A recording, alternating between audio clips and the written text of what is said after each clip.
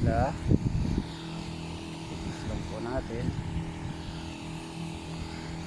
Ito yung palayan natin na in-spray na po natin ng Scorpio na deliver po kanina ni technician Brad Marlon Galang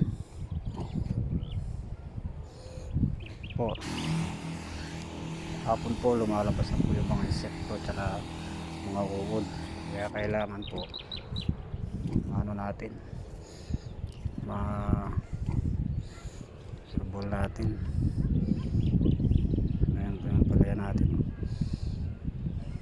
malalaki na po sila, malapit na po silang magkabalbas. Pag nakabalbas na po yan, maglalagay na po tayo ng tali para po sa akyatan nila. Ano po, paki-subscribe na lang po, paki-follow,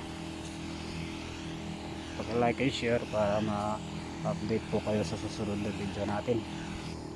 Hanggang dito na lang po, cut muna natin kasi nag-spray po ako baka gabi na. Salamat.